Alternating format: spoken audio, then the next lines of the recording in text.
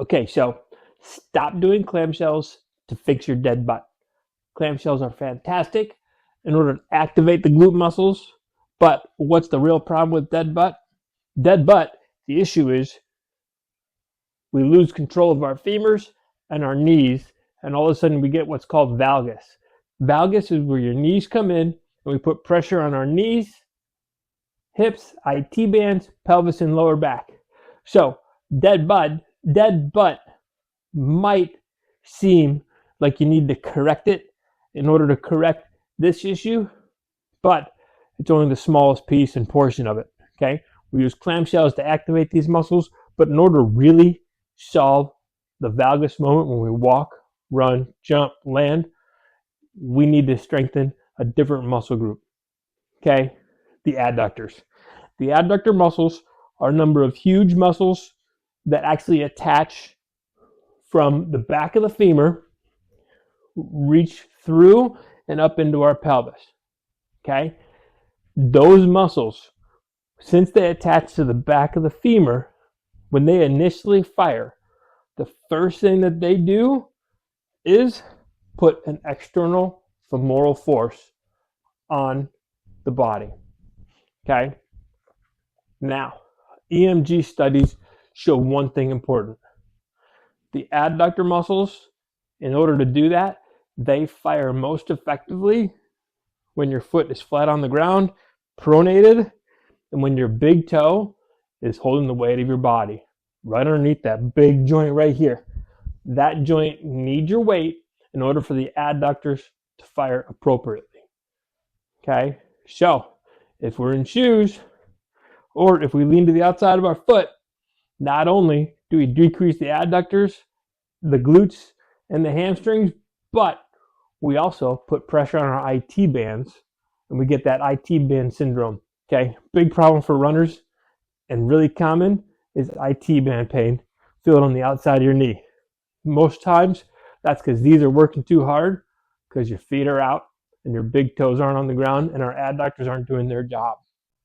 So now we're going to look at 3 activities to help you work on these adductors so you can start getting them moving, start getting them firing in order to help you correct this femoral internal rotation, which turns into a valgus, which puts pressure in the wrong spots, causes us pain.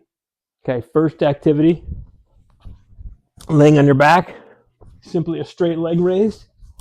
But the key with this one is I'm going to take my left foot, turn it to the outside. What I'm doing there is I'm changing how the attachment and the origin of the adductors line up so that when I lift, I'm going to fire them more appropriately and I'm going to shut down the hip flexor. I like to do this up to a set of 45. If you have to start off in sets, do it, but I want you to work up to where you can get 45 in a row. Once you do that and it's a little bit easy,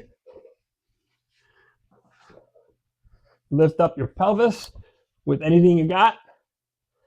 Start at 1 again, work up to 45. Again, shutting down the hip flexors, turning on the adductors because we're turning our foot out. Next activity.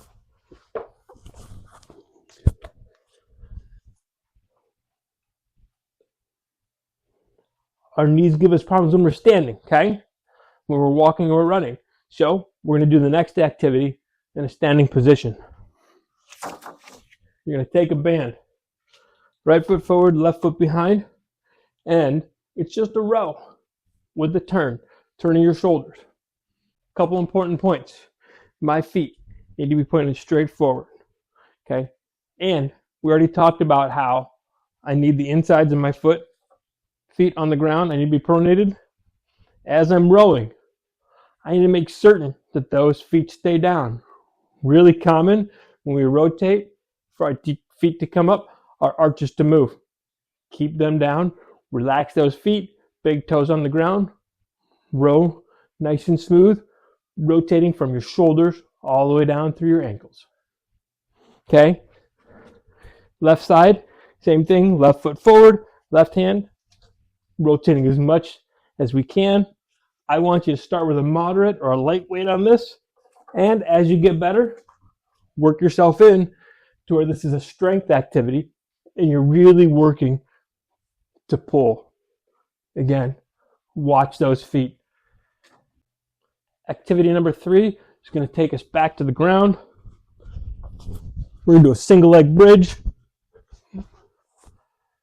Like I said before, I want your big toe on the ground. Let your foot pronate. I want you to press into the ground with the inside of your foot if you can. Knees are going to be lined up, okay?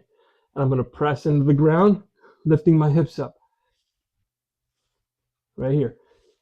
Key here, I want to keep my knees lined up. If I'm up here, it's going to change the exercise.